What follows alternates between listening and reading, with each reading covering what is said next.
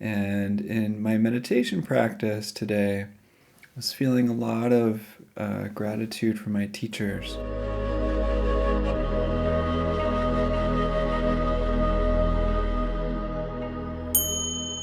It's a really windy, rainy day here in Berkeley, California. So I'm sitting inside with my little puppy, just kind of snuggling up and meditating together. My wife has our almost 4-year-old daughter outside having some fun in the rain, pretending to be Peppa Pig, jumping up and down in muddy puddles. And but I get a little bit of solitude here.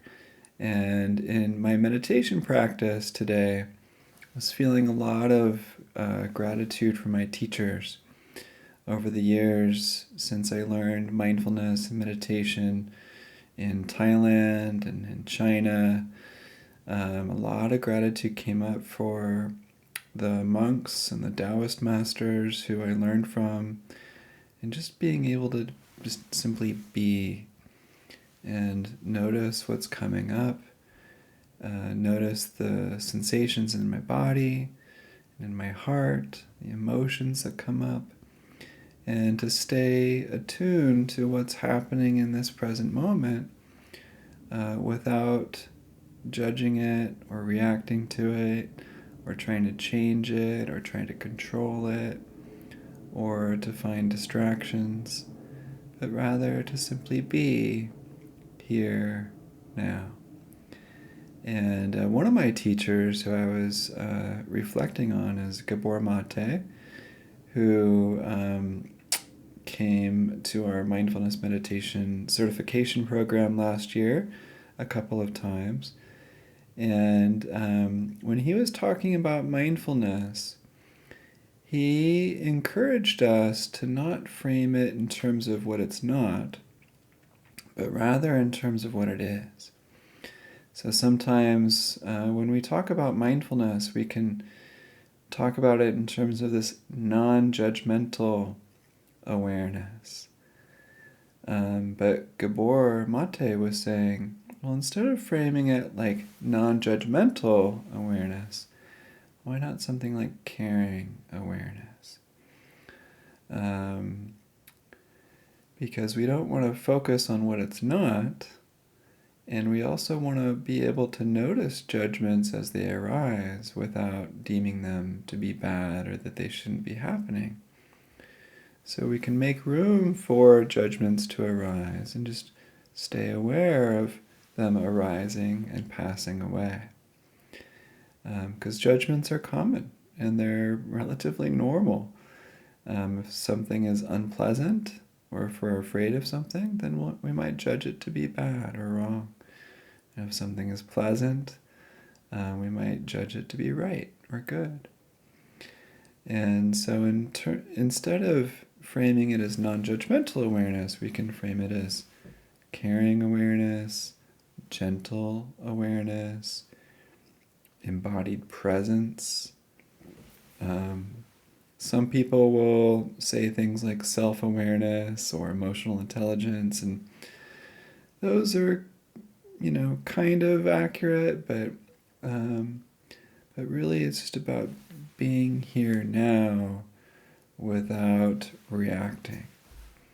Or rather, riding this wave of now and opening to whatever's here with a sense of allowance, a sense of warmth and acceptance in some cases.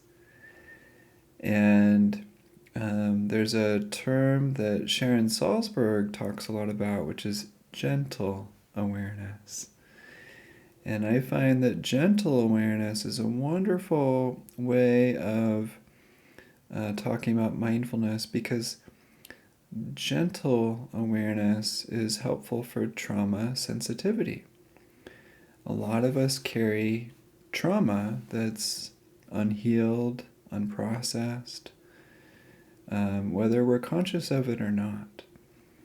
And so it's important that when we carry this trauma, that we're gentle with our experience. that we want to go in baby steps. And it's not about healing everything that's unhealed right away.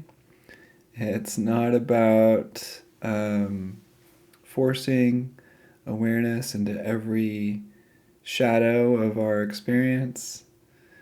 It's about this gentle, warm awareness into more and more aspects of our experience, but not pushing ourselves outside of our window of tolerance. Not practicing in a way that feels overwhelming or too triggering. So can we stay aware of some aspect of our experience in a gentle way that's not too easy, where we get bored, but also not too difficult, where we get overwhelmed and re-traumatized, but rather staying open to different kinds of physical sensations and sounds and sights and smells, tastes, and emotions. So, it's really helpful to bring mindfulness to stress and anxiety, but not in a way that feels too heavy. And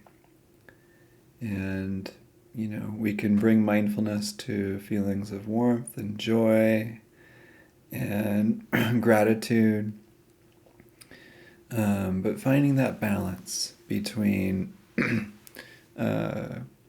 opening to experience and not suppressing all the stuff that we don't want to pay attention to.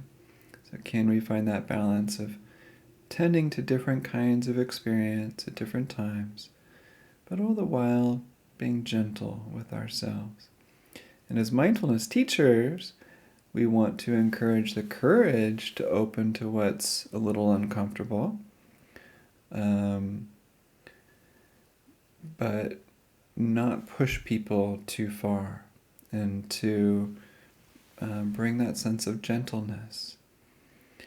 And so this term gentle awareness can be very helpful for trauma sensitivity, and as sort of this working definition that I have of mindfulness and that other people have that can help bring this soft approach to our practice.